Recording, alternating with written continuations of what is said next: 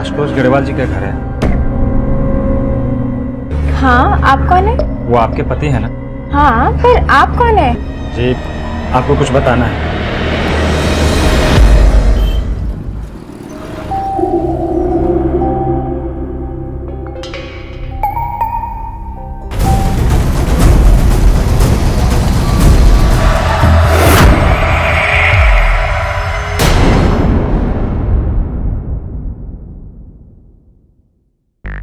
रोजमर्रा की जिंदगी में हम कई लड़ाइयां लड़ते हैं, कभी दुनिया से, कभी अपनों से, कभी हादसों से, तो कभी हालात से। पर कोशिश हमेशा यही होती है कि हम लड़ाई जीतें। लेकिन हर लड़ाई की अपनी एक कीमत होती है और वो चुकानी भी पड़ती है। और हार की चुभन भी जीने नहीं देती। लेकिन इन लड़ाइयों में सबसे मुश्किल लड़ाई होती है अपने आप से, अपने विवेक से, अपनी अंतरात्मा से। जिंदगी में अक्सर हमारे सामने दो रास्ते होते हैं, हम एक को चुनते हैं। लेकिन ये कैसे पता चलेगा कि जो रास्ता हमने चुना है वो सही है या गलत? सर, ये मेरी मंगेतर सायरा की फोटो है। अचानक से लापता हो गई सर। कुछ दिन पहले ही हमारी सगाई हुई थी। आखिरी बार कब बात हुई थी आपकी सायरा से? सर, 1 महीने पहले, जब वो अपनी कजिन सिस्टर की शादी में जा रही थी। उसने कहा था कि कुछ दिनों में लौट आएगी, पर अभी तक उसका कुछ पता नहीं है। मैंने कई बार उसका मोबाइल ट्राई किया, पर वो भी स्विच ऑफ आ रहा है। और सर, जानबूझकर वो कभी अपनी क्लास नहीं मिस करती थी। क्लास? कौन सी क्लास? सर, मेरा एक छोटा सा sales and marketing training institute है। सर, मुझे पूरा शक है कि ये सारा किया करा है उसके माँ बाप का ही है। मुझे डर है कि उसके माँ बाप ने सायरा के साथ जरूर कुछ किया है। सर, आप प्लीज कुछ कीजिए। क्यों?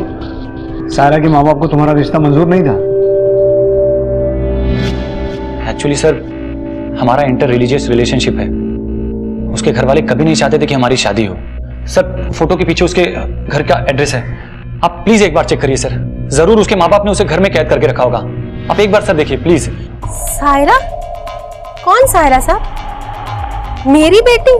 सर, मेरी तो कोई बेटी है ही नहीं। मेरा एक ही बेटा है, रहमान, और वो स्कूल गया है।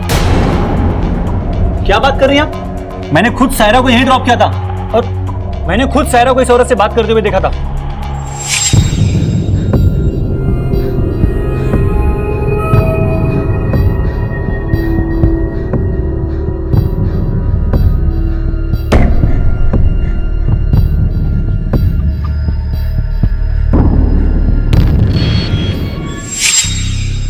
हाँ साहब, एक बार आई तो थी और इसने कहा था इसे बाथरूम जाना है। मैंने इसे घर के अंदर ले लिया, पर नाम तो मैंने नहीं पूछा साहब। पर थी वो यही लड़की साहब। देखा, मैंने तो तुम्हें पहले ही कहा था, झूठी है वो, झूठ बोल रही है तुमसे। लेकिन तुम हो कि मेरी बात में तो भरोसा करते ही नहीं हो। नहीं मिली ना आखिरकार वो तुम्हें। माँ प्लीज। शांतनु, तुम अपनी माँ को तो चुप करवा सकते हो, लेकिन इस बात से इनकार नहीं कर सकते कि सायरा तुमसे झूठ बोल रही थी। पर वो झूठ क्यों बोलेगी सर? अब इसका जवाब तो वही देगी। एक बात बताओ, तुम सायरा से पहली बार कहाँ मिले थे? दिसंबर महीने में सर, जब पहली बार वो मेरी ट्रेनिंग इंस्टीट्यूट में आई थी। जब पहली बार देखा था उसे, तभी उस पर नजर उसी गई थी। कुछ तो बात थी उसमें। वो सारी लड़कियों से लगती सर।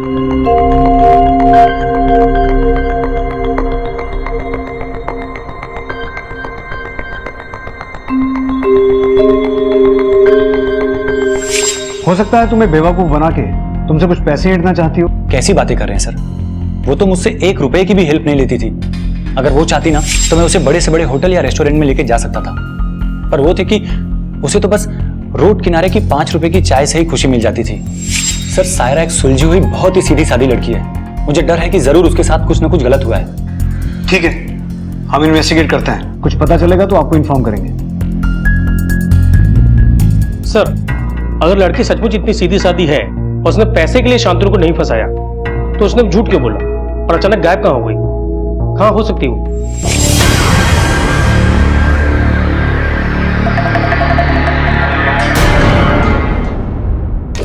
सर, सायरा के फोन रिकॉर्ड से पता चला है कि उसकी लास्ट लोकेशन अशोकनगर मार्केट के पास थी 1 महीने पहले। वो रोज वहां जाती थी।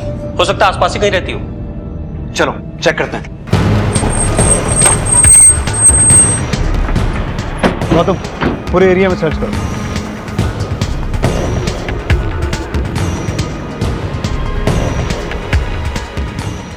भाई सुनो, इस मैडम को कहीं देखा? साहब, ये तो 5 नंबर वाली भाभी जी हैं। कई बार सब्जी दी है इनके घर। कहाँ पड़ेगा ये 5 नंबर? सर आगे से दाएं।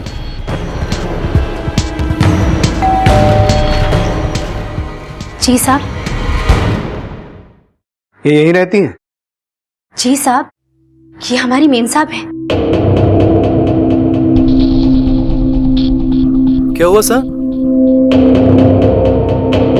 सर ये चित्रा के फोटो आप लोगों के पास? चित्रा? इसका नाम चित्रा है? जी हाँ सर, मेरी बीवी है ये। मेरी बीवी जैसे दिखने वाली औरत जिसका नाम सायरा है और वो गायब है, और तो और उसकी एंगेजमेंट भी हो चुकी है। ये कैसे हो सकता है सर? पर सच तो यह है कि ये सायरा है, शांतनु की मंगेतर। आपकी बीवी कहाँ है? बुलाइए उसको, अभी सब क्लियर हो जाएगा। सर वो आर्ट ऑफ हीलिंग सेंटर में योगा का कोर्स कर रही है और वहां पर फोन स्विच ऑफ रखना पड़ता है, सो उनसे कांटेक्ट भी नहीं हो पाएगा। तुम्हारी शादी कब हुई चित्रा से? सर 1 साल पहले। आप लोगों को यकीन नहीं आ रहा ना? ये देखिए हमारी शादी की फोटो।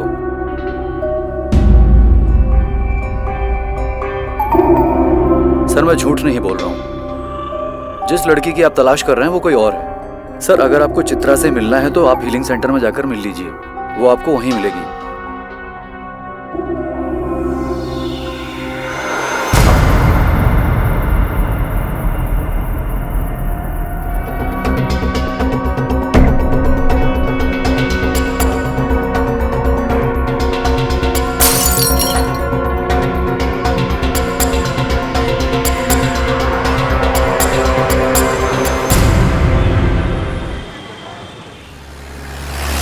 सुमित, हमने कंफर्म किया है तुम्हारी वाइफ का नाम आर्ट ऑफ हीलिंग सेंटर में रजिस्टर्ड ही नहीं है, वो वहां नहीं है। तुम्हारी वाइफ चित्रा के पेरेंट्स कहाँ हैं? कहीं वो बिना बताए मायके तो नहीं चली गई? सर उसका इस दुनिया में कोई नहीं है, वो अनाथ है। तुम्हारी पहली बार मुलाकात कहाँ हुई थी चित्रा से? सर नोएडा के एक न्यू ईयर पार्टी में।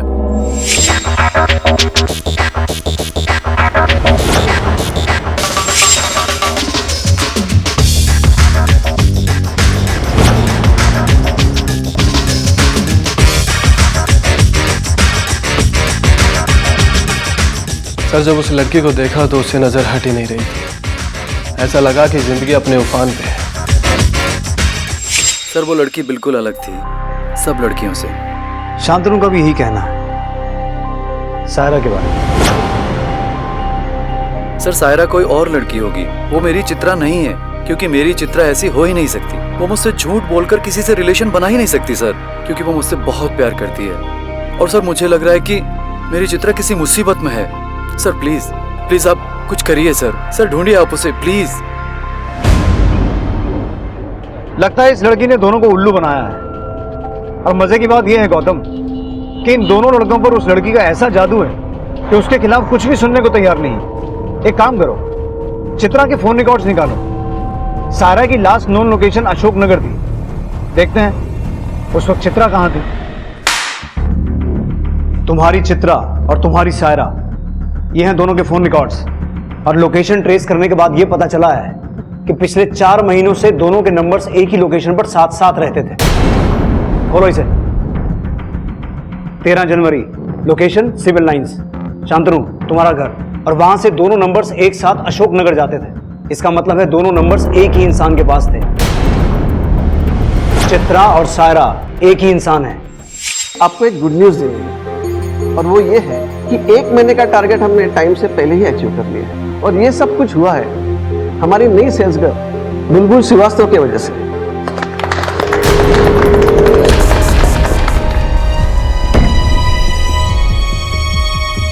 Congratulations bull. Thank you sir. इसका मतलब धोखा दे रही थी वो मुझे इस आदमी के साथ मिलकर, या शायद वो तुझ जैसे घटिया आदमी के साथ खुश नहीं थी। ए, जबान संभाल कर बात कर वरना निकाल कर फेंक दूंगा। चुप बैठ। बीवी है वो मेरी। आवाज नीचे कर। तुम आवाज नीचे करो। पुलिस स्टेशन है, तुम्हारा घर नहीं है।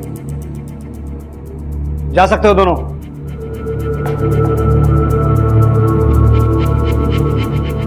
एक काम करो, इन दोनों की पूरी कुंडली निकालो। सर श्याम, हाँ बोलो भैया, मिल गया फोन, कैसा लगा? हाँ दीदी, बहुत ही बढ़िया फोन है।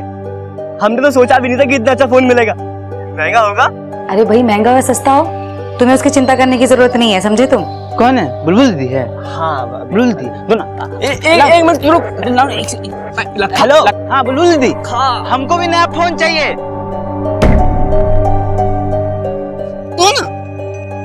हाँ दीदी। क्या हो रहा है ये? कौन है? लाखा है? हाँ वो लखा था। क्या कह रहा है ये? अरे वो फोन मांग रहा था हमारा। अरे तो फिर दे दो ना अपना पुराना वाला फोन। हाँ ठीक है दीदी, आप ध्यान रखिए अपना। अरे बुलबुल, तुम्हारा ध्यान किधर है? क्लाइंट खड़ा है यहाँ पे, जरा देखो जरा। ये सही सर।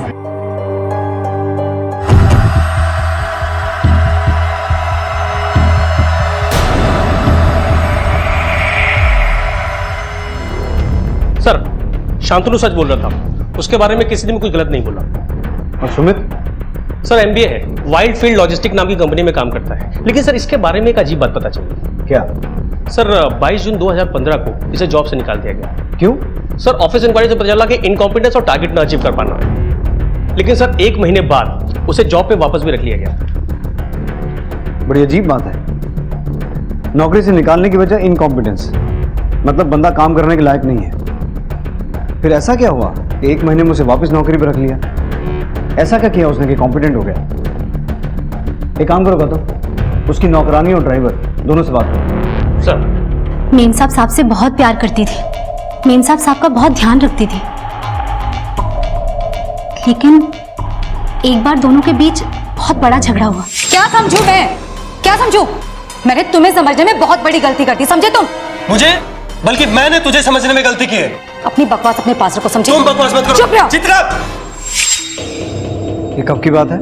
साहब इतना तो ठीक ठीक याद नहीं है, लेकिन पिछले साल गर्मी की छुट्टी की बात है। मैडम तो ज्यादा बाहर जाती नहीं थी, लेकिन हफ्ते में एक आध बार होटल एम्पायर जाती थी। Hotel empire? हाँ।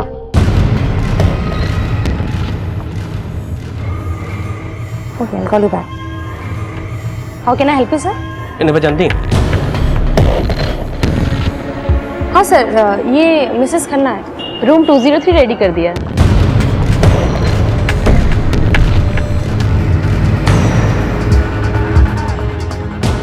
मिसेस खन्ना? हाँ सर, ये हमारे यहाँ आती है, रूम बुक करवाती है। आप पहचानने में कोई गलती तो नहीं कर रही हैं? नहीं सर, इनके रिकॉर्ड्स हैं हमारे पास। इनकी लास्ट एंट्री 2 जून की है, आप देख सकते हैं। अच्छा, इनके साथ कोई और भी आता था? हाँ सर, मिस्टर राय आते थे। मिस्टर राय कौन? सर वो बिजनेसमैन, कुछ दिन पहले उन्हें बेस्ट सीईओ का अवार्ड मिला था। ये चित्रा के पति सुमित को आपने नौकरी से निकाल दिया था और फिर 1 महीने बाद उसे वापस रख लिया, क्यों? क्लोज फ्रेंड है मेरे इंस्पेक्टर साहब। कहीं चित्रा और आपकी क्लोज फ्रेंडशिप तो इसकी वजह नहीं थी? आप बड़े स्मार्ट हो इंस्पेक्टर। देखिए, हम लोग आपस में कमरे में मिलते थे, उसके बाद वो कहाँ जाती है, क्या करती है, उससे मुझे क्या लेना देना। लेकिन फ्रेंड से आप कॉफी शॉप में भी मिल सकते हैं। फ्रेंड से मिलने के लिए कोई होटल में कमरा बुक नहीं करवाता। इससे आपको प्रॉब्लम क्या है? प्रॉब्लम हुई है मिस्टर राय, इसीलिए तो आए हैं। आपकी फ्रेंड लापता है। वो लापता है तो पता करना भी आप ही का काम है, कीजिए। देखिए, आप अपना केस सॉल्व कीजिए, पर मुझे परेशान मत कीजिए। एंड आई होप कि आप आगे भी मुझे परेशान नहीं करेंगे। Please excuse me for now.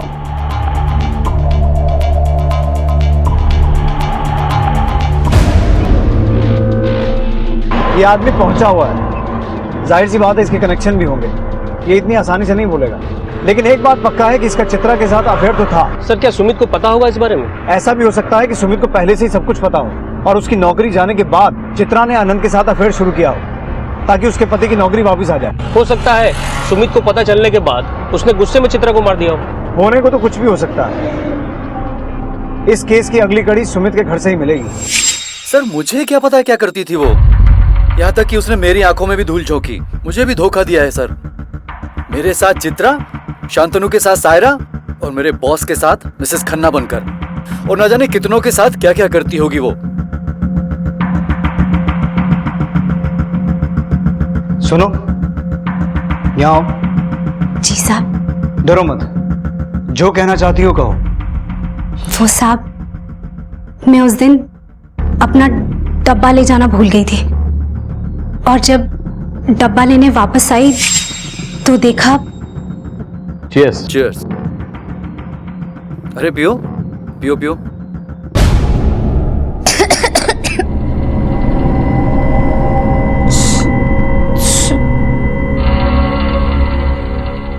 Sir, लगता है दवाई का असर जल्दी हो गया। अब आप एंजॉय कर सकते हैं। होश में होती तो ज्यादा मजा आता। अगर सीधी तरह मान लेती तो ड्रिंक में दवाई मिलाने की जरूरत ही नहीं पड़ती। उसके बाद साहब मुझे पता नहीं क्या हुआ, मुझसे देखा नहीं गया और शायद मेम साहब को भी ये बात पता चल गई थी कि उनके साथ क्या हुआ है।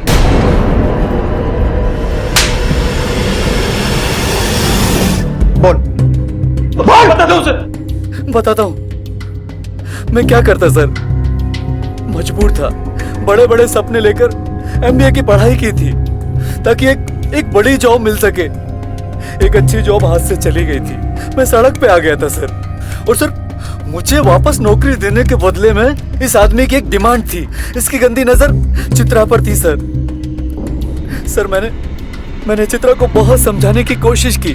फॉर गॉड सेक तुम समझती क्यों नहीं हो? क्या समझू मैं, क्या समझू? मैंने तुम्हें समझने में बहुत बड़ी गलती कर दी, समझे तुम? लेकिन उसने साफ मना कर दिया सर। मैं करता भी क्या सर? एक साइड मुझे जॉब भी चाहिए थी सर, घर भी चलाना था। मैं मजबूर हो गया था सर। और सर मेरा और चित्रा का फ्यूचर। अपनी बीवी की इज्जत के नींव पर अपना फ्यूचर खड़ा करने चला था तो फिर? सर इसने मुझे जॉब पर वापस रख लिया, लेकिन ये आदमी बार बार डिमांड करने लगा सर। और डिमांड पूरी ना होने पर ये मुझे जॉब से दोबारा निकालने की धमकी भी देने लगा।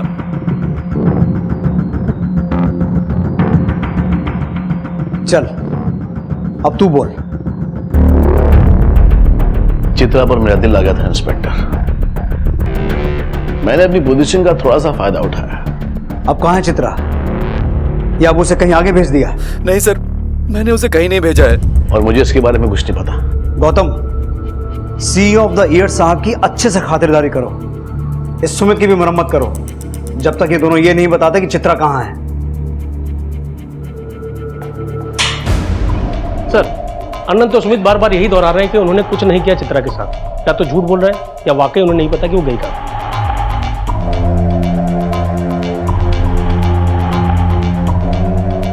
चित्रा, सारा या मिसेस खन्ना अपनी इन तीन जिंदगियों से परेशान होकर खुद ही कहीं भाग तो नहीं गई, लेकिन भाग कर गई कहां? अपने घर परिवार वालों के पास। लेकिन इसका घर है कहां?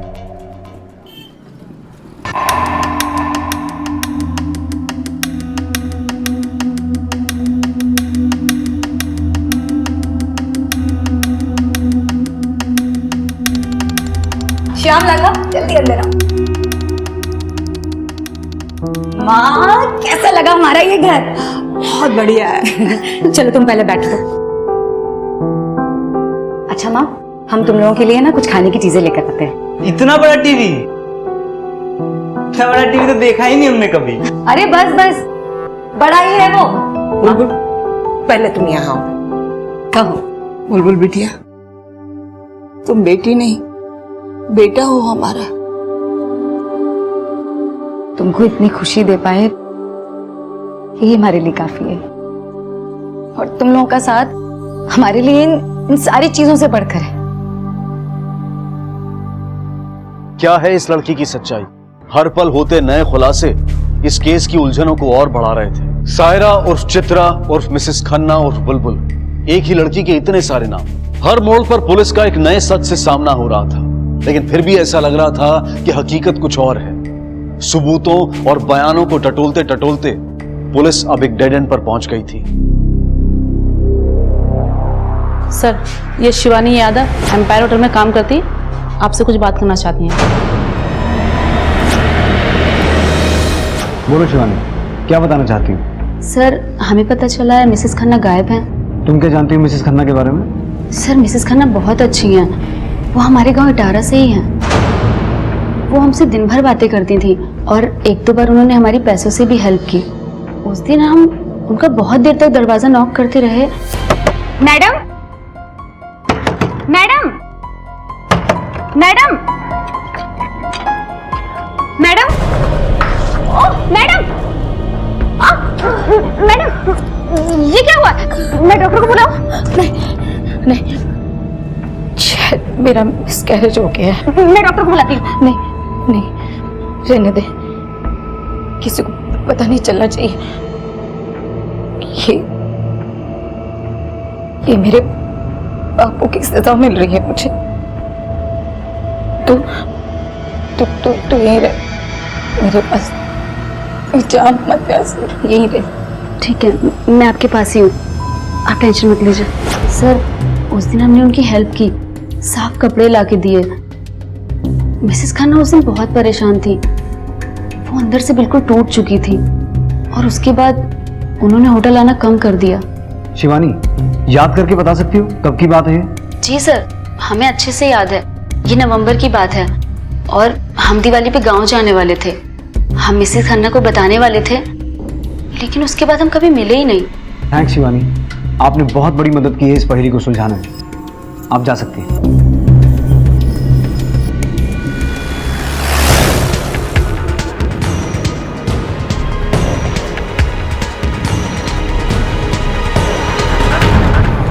ये तो मेरी बहन बुलबुल है। क्या हुआ साहब, सब ठीक तो है ना? साहब, बुलबुल ठीक तो है ना साहब? आपकी बेटी कानपुर से लापता हो गई है। लापता? कानपुर से? पर वो तो नोएडा में रहती है, हम लोग खुद उससे मिलकर आए अभी। क्या बात है, सब ठीक है ना बेटा? आज तूने खाना भी ठीक से नहीं खाया? कुछ नहीं माँ, सब ठीक है, बस तुम सब जा रहे हो ना तो अच्छा नहीं लग रहा है। ये रहा मेरे हाथ का गर्मा गर्म हलवा, एक बार खाएंगे ना सब अच्छा हो जाएगा। हम खा लेंगे, रखो। और अगर हम जा भी रहे तो क्या हुआ, अब तो नया फोन है हमारे पास, 10 रुपए का रिचार्ज कराकर रोज बात करेंगे। अच्छा, क्यों माँ? आपकी बेटी की शादी कानपुर में हुई थी ना? नहीं साहब, हमारी बेटी की शादी हमारे गांव के लड़के आलोक के साथ हुई थी 3 साल पहले। उसके बाद वो लोग नोएडा चले गए थे। ये दोनों कौन है? ये मेरा मौसेरा भाई लखा और वो मेरी बहन कोयल, साथ रहते हैं हमारे। देखिए, आपकी बेटी की जिंदगी बहुत उलझी हुई सी लगती है, इसलिए बेहतर यही होगा कि आप हमें सब कुछ सच सच बताइए। बुलबुल बहुत सुंदर थी साहब, ऊपर से उसके सपने बहुत बड़े बड़े थे। हमारे गांव का लड़का था आलोक, उसके साथ शादी करना चाहती थी, प्यार हो गया था साहब उसको। हमने उसे बहुत समझाया। धीरे ना। बुलबुल, एक तुम्हारी शादी की उम्र है का? हाँ, अभी तो 10वीं पास किए हो, अभी तो तुमको आगे पढ़ाई करनी है। नहीं अम्मा, हमको ना शादी करनी है और दिल्ली जाना है। पता है माँ, आलोक क्या बता रहा था? आलोक बता रहा था कि दिल्ली में ना बहुत बड़ी बड़ी इमारतें हैं, काम करने के मौके हैं वहाँ। हम दिल्ली जाएंगे और वहाँ पर जाके काम करेंगे, पैसे कमाएंगे और बहुत बड़े आदमी बनेंगे, और तुम सबका ख्याल भी रखेंगे। हाँ, यहाँ गाँव में कहाँ रखा है। शादी के बाद वो दोनों नोएडा चले गए। कुछ महीने के बाद वो हमें थोड़ा पैसा भेजने लगी, और एक दिन आलोक गांव आया और उसने बताया कि वो गायब हो गई है। आपने पुलिस में रिपोर्ट लिखवाई थी? नहीं साहब, बदनामी के डर से चुप रहे। लेकिन साहब, 2 महीने पहले बुलबुल का फोन आया था और हम सबको नोएडा बुलाया था, हम सब गए थे। तो अभी बुलबुल कहाँ है? नोएडा में होगी, अब तो उसका फोन ही बन जा रहा है। अच्छा, तुम लोगों के पास आलोक और बुलबुल की शादी की कोई फोटो है?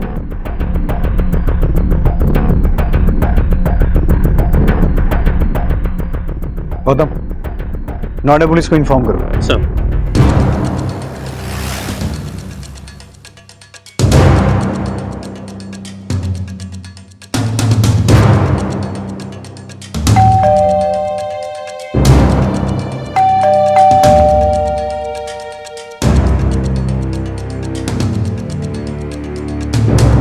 दे दो, तोड़ दो।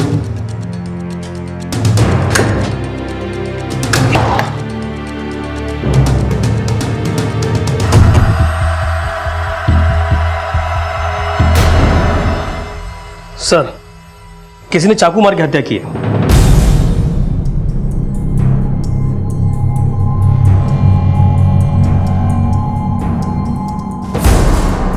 इसके घर वालों ने बताया था ये अकेली रहती है, लेकिन यहाँ खाने की 2 प्लेट्स हैं। इसका मतलब है इसके साथ कोई था, हो सकता है उसी ने मारा हो। यादव, पीसीआर को इन्फॉर्म करो और बॉडी को पोस्टमार्टम के लिए भिजवाओ। Yes sir. सर, जिसके पास सारे सवालों के जवाब थे वो तो खुद नहीं रही। अब तो सारे जवाब पोस्टमार्टम की रिपोर्ट से ही मिलेंगे। एक काम करो, पूरे घर की अच्छे से तलाशी लो।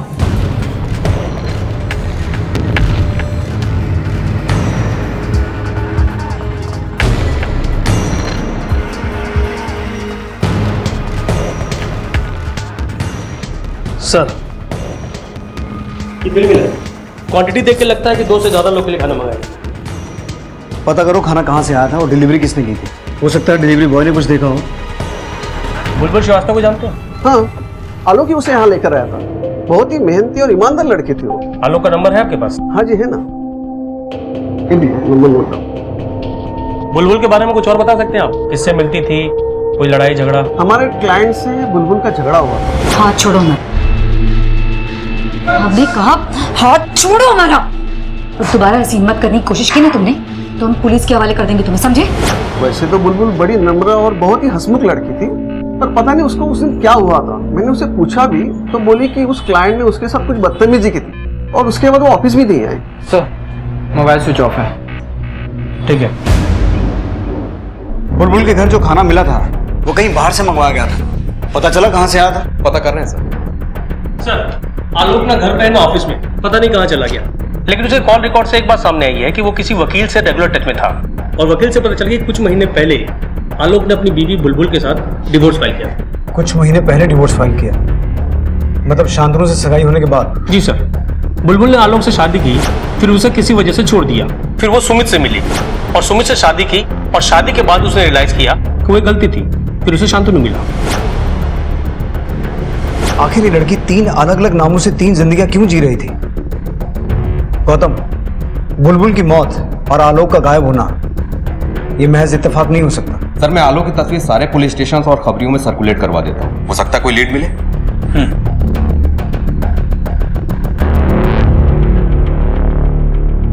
सर एक बड़ी खबर है। साउथ दिल्ली मोड़ से पता चला है कि आलोक की लाश वहां लावारिस पड़ी है। पोस्टमार्टम से पता चला था कि वो एक्सीडेंट में मरा था। तो ये भी पता चला है कि आलोक की हत्या हुई थी और वहां की पुलिस तहकीकात कर रही है। और हाँ सर, एक बात और, उसके हाथ पर एक नाम गुदा हुआ है, बुलबुल। 17 जून, मतलब बुलबुल की मौत से 3 दिन पहले। मुझे महज एक्सीडेंट नहीं लगता। सर फोन रिकॉर्ड के हिसाब से वो उस एरिया में पहली बार गया था और वहां पे काफी वक्त तक था। पता लगाते हैं वहां करने क्या गया था। निशांत, तुम तब तक कुछ डिलीवरी बॉय को ट्रैक करते रहो। सर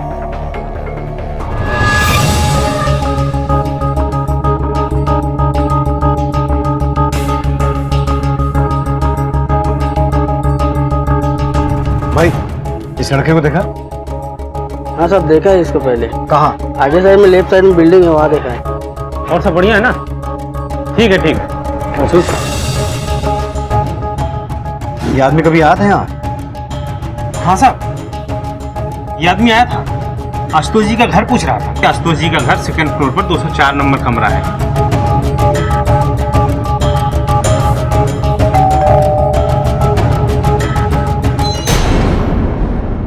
जी पुलिस, ये आदमी कभी यहाँ आया था? आपको कुछ बताना है? मुझे इस बारे में कोई बात नहीं करनी है। बात तो करनी पड़ेगी मैडम, इस आदमी का मर्डर हो गया है। सर वो उस दिन मुझे कुछ बताने आया था। आपके जो पतिदेव हैं वो पहाड़गंज जाते हैं किसी धंधे वाली के पास।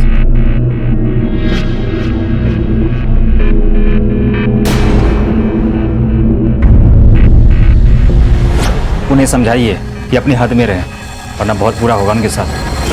मैंने अपने पति आशुतोष को तुरंत फोन लगाया और इस बात को लेकर बहुत झगड़ा भी किया, पर सर उन्होंने मुझे यही बोला कि वो आदमी उसे बदनाम कर रहा है। सर मैं और करती भी क्या, अपना घर तो नहीं तोड़ सकती थी। आपके पति आशुतोष अभी कहाँ मिलेंगे? ऑफिस में। वैसे उनका आने का टाइम हो गया है, आते ही होंगे।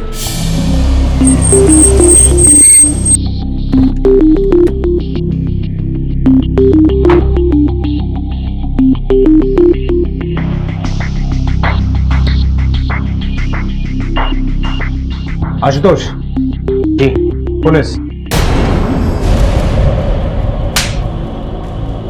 उसे मेरी बीवी को नहीं बताना चाहिए था, गुस्सा आ गया था मुझे, उड़ा दिया साले को। आलोक को कैसे पता चला तेरा ये राज? सर उसकी बीवी धंधे वाली थी, उसे कैसे पता नहीं चलता?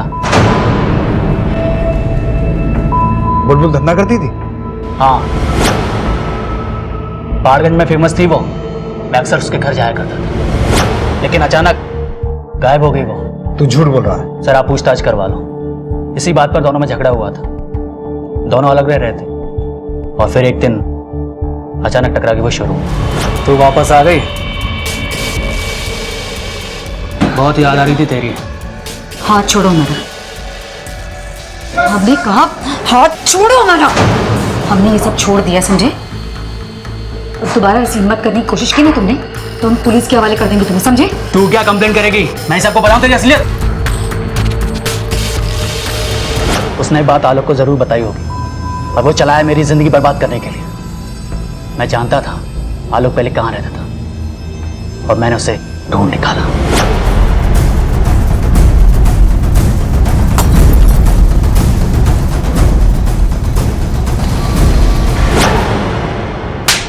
और फिर तूने बुलबुल को भी मार दिया? नहीं साहब, बुलबुल को तो मैं मिला भी नहीं। आलोक को उड़ा तो दिया गुस्से में, लेकिन अंदर से काफी डर गया था मैं। डर डर के जी रहा था मैं। तो तूने बुलबुल को नहीं मारा? हमें क्या बेवकूफ समझता है तू? क्यों मारा बुलबुल को? बोल! सच कह रहा हूं साहब, मैंने बुलबुल को नहीं मारा।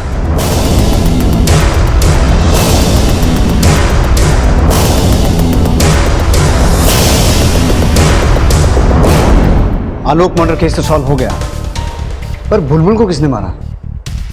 कहीं ये बुलबुल एक चौथी जिंदगी तो नहीं जी रही थी? आशुतोष ने बताया कि वो एक प्रोस्टिट्यूट भी थी और आलोक ये बात पहले से जानता था। जब उसे आशुतोष की धमकी के बारे में पता चला तो वो सीधा उसके घर गया। हेलो, ठीक है सर। कानपुर से शांतनु का फोन था। उसकी माँ हमें बुलबुल के बारे में कुछ बताना चाहती है। सर, आपने जब सायरा की मौत की खबर बताई ना, तब जाके इनके मुंह से कुछ शब्द निकले हैं। बोलिए, क्या बताना चाहती हैं? वो सायरा हमारे घर पर आई थी और शांतनु को अपनी पिछली जिंदगी के बारे में कुछ बताना चाहती थी, लेकिन शांतनु घर पर नहीं था और मैंने उसे कहा कि तुम मुझे ही सब कुछ सच सच बता दो। और सायरा ने अपनी पिछली जिंदगी के बारे में मुझे सब कुछ सच सच बता दिया था। माँ जी, आज मैं आपसे अपनी असलियत बताना चाहती हूँ। नहीं जानती उसके बाद आप और शांतनु मुझसे नफरत करेंगे या मुझसे हमदर्दी जताएंगे। माँ जी, आप लोग मुझे सायरा के नाम से जानते हैं, लेकिन मेरा असली नाम सायरा नहीं है, बुलबुल श्रीवास्तव है। इटारा गांव की रहने वाली हूँ मैं। एक छोटे से शहर में बड़े बड़े सपने लेकर जी रही थी, तभी मुझे मिला वहां आलोक। कच्ची उम्र थी, प्यार हो गया, शादी कर ली हमने और हम नोएडा आ गए। सोचा था बड़े शहर में जाकर अपने बड़े बड़े सपने पूरे करूंगी, लेकिन गरीबी ने यहाँ भी हमारा पीछा नहीं छोड़ा। वो कहते हैं ना माँ जी, जब जीना मुश्किल हो जाता है तब ये प्यार व्यार सब जहर लगने लगता है। ऐसा ही हुआ कुछ मेरे और आलोक के रिश्ते में। फिर एक दिन मेरी जिंदगी में ऐसा मोड़ आया जिसने मेरी जिंदगी का रुख ही बदल दिया। नमस्ते। नमस्ते नमस्ते। क्या हुआ जी? 3 महीने हो गए, किराया नहीं दिया अभी तक? जी वो भी घर पर नहीं है, आते होंगे, जैसे आएंगे हम बता देंगे उनको। वो घर पे नहीं है ना? कोई बात नहीं। अरे तुम तो घर पे हो।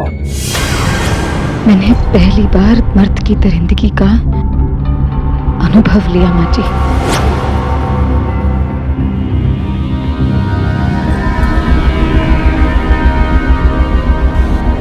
चल, तेरा किराया माफ। और ये ले, रख ले।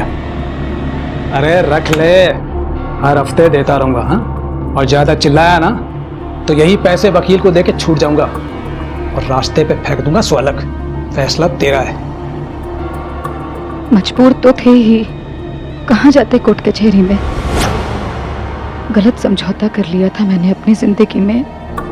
मुझे ये राह पैसे कमाने के लिए सबसे सीधी और आसान लगने लगी।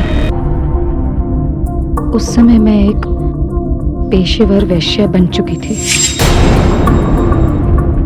मेरी 2 शादियां हो चुकी। सुमित से शादी इसलिए की कि लाइफ संभल जाएगी, मगर सुमित से शादी मेरी जिंदगी की दूसरी बड़ी गलती थी। सर, लगता है दवाई का असर जल्दी हो गया। अब आप एंजॉय कर सकते हैं। उसने तो जैसे मुझे धंधे पर ही बैठा दिया था, अपने बॉस को भेजने लगा था मेरे पास। और उसके बाद मेरी जिंदगी में आया आपका बेटा। मेरी 2 शादियां हो चुकी हैं। सुमित से शादी मेरी जिंदगी की दूसरी बड़ी गलती थी।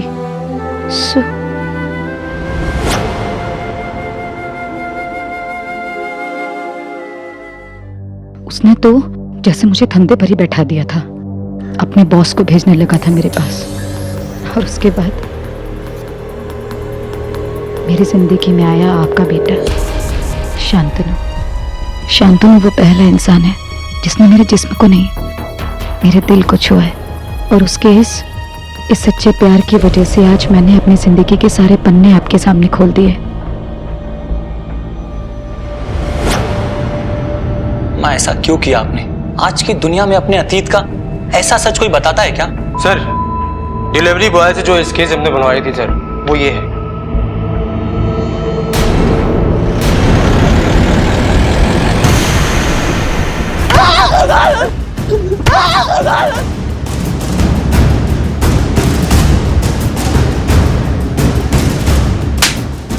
बोल, क्यों मारा बुलबुल को? ये मेरा मौसेरा भाई लक्खा। हाँ बुलबुल दीदी, हाँ हमको भी नया फोन चाहिए, दो ना। सब हमारे मन में लालच आ गया था। बुलबुल दीदी श्याम भैया को नया मोबाइल फोन खरीद के दी थी, हमको भी खाली वैसा मोबाइल फोन चाहिए था। बुलबुल दीदी शहर में नया घर ली थी, बहुत बड़ा घर था, सुंदर था। हमको लगा कि बुलबुल दीदी के पास बहुत पैसा होगा। हम गांव में श्याम भैया को बोल दिए कि हम अम्मा से मिलने के लिए जा रहे हैं, लेकिन हम वहाँ पे अपने दोस्त के साथ बुलबुल दी के घर नोएडा चले गए। बुलबुल दीदी, आप हमको 2 लाख रुपए दे दीजिए। मजाक कर रहे हो क्या? इतना पैसा कहाँ से देंगे तुमको? नहीं, मजाक नहीं कर रहे हैं। बुलबुल दीदी, आपके पास इतना पैसा है ही, तो हम सोचे कि आप हमको थोड़ा सा दे देंगे तो उससे कोई फर्क तो पड़ नहीं जाएगा, है ना? हमको आपके बारे में सब पता है, आप इतना रुपया कहाँ से लाए। हम लखा हैं, श्याम नहीं। हमको आपके धंधे के बारे में सब पता है। लखा, उठो और उठो यहाँ से। ऐसे तो नहीं जाएंगे, रुपया तो लेके जाएंगे। निकल यहाँ से, दोबारा मत आना यहाँ, समझा? ऐसे नहीं जाएंगे। हमको पैसा चाहिए, या तो जिंदा और नहीं तो मार के निकाल लेंगे। सर, इसका साथी पकड़ा गया है, लेकिन कुछ बरामद नहीं हुआ। पैसे कहाँ हैं? साहब, खाली उनके घर पे 400 रुपए मिले थे। शहर से गांव जाने का भाड़ा भी नहीं हो पाया था। सिर्फ 400 रुपए के लिए तूने अपनी मौसेरी बहन का कत्ल कर दिया। जुर्म की राह हमेशा दर्दनाक होती है, अब जिंदगी भर जेल में सड़ना।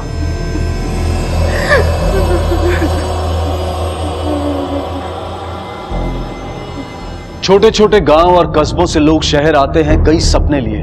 सपना एक बेहतर जिंदगी का, सुख का, समृद्धि का।